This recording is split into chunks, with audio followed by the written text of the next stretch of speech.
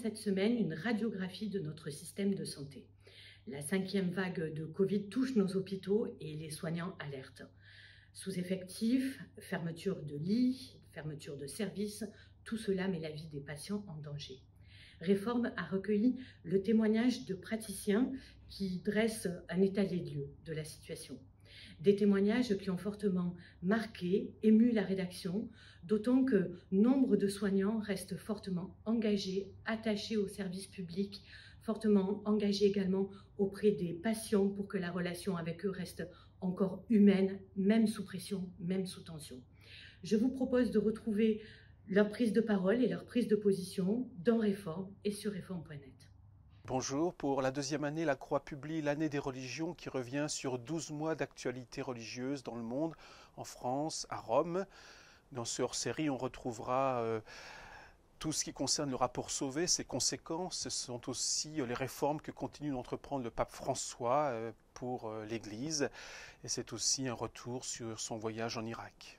Cette semaine, dans l'hebdomadaire La Vie, nous nous sommes posé la question de la façon dont nous allions désormais vivre avec ce virus, puisqu'il nous faut abandonner l'idée d'un monde sans virus. Comment allons-nous grandir avec, travailler avec, voter avec, aimer avec, prier avec? Toutes ces questions, nous les avons posées dans ce dossier qui est à découvrir en kiosque et également sur notre site internet et notre application. Bonne semaine à tous. Bonjour, les patronages sont de retour. Abandonnés dans une église en pleine mutation dans les années 60, timidement réhabilités dans les années 90, les patronages aujourd'hui ont le vent en poupe et ils sont au cœur du grand dossier de la rédaction de Famille Chrétienne cette semaine. Car on recense plus de 150 patronages aujourd'hui, il n'y en avait qu'une quarantaine il y a 25 ans. Alors s'ils sont d'abord destinés bien sûr à rendre service aux parents en occupant intelligemment leurs enfants, ce sont aussi d'incroyables lieux d'évangélisation. C'est ce que montrent nos 3 reportages dans 3 patronages différents, d'abord dans le monde rural, dans l'Orne, puis en banlieue parisienne à Aubervilliers et enfin au plein cœur de la capitale. Et vous le verrez, comme le dit si bien la devise des patronages, ici on joue, ici on prie.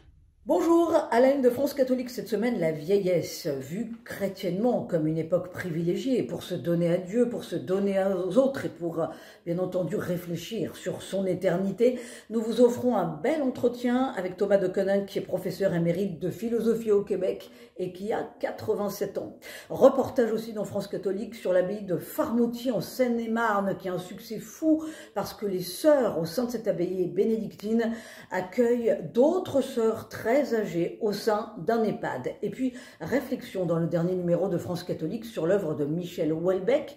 Son dernier roman vient de sortir, Anéantir. Est-ce que l'œuvre de Michel Houellebecq est une œuvre que l'on peut qualifier de religieuse? Réponse dans le dernier numéro de France catholique. Je vous souhaite une bonne semaine et une bonne lecture. L'amitié à la une, celle entre un acteur humoriste populaire, Bernard Campan, et un écrivain philosophe, Alexandre Jolien. Il y a 20 ans, Bernard a été touché de plein fouet par le témoignage d'Alexandre. À la même époque, Alexandre a réussi à garder le cap grâce au sketch de Bernard. Aujourd'hui, ils forment un duo dans un film qui va sortir la semaine prochaine, Presque, une fiction sensible où transparaît cette belle amitié fraternelle et spirituelle. Je vous appelle amis. Cette phrase de Jésus dans les évangiles nous ramène au cœur de l'expérience humaine et spirituelle. Cette amitié entre les hommes, c'est d'ailleurs l'héritage que nous a aussi laissé l'abbé Pierre, disparu il y a 15 ans et sur lequel nous revenons dans ce numéro.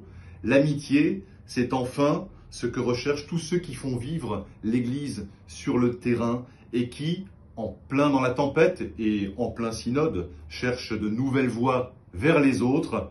L'amitié, c'est dans le pèlerin. Bonne lecture et bonne semaine.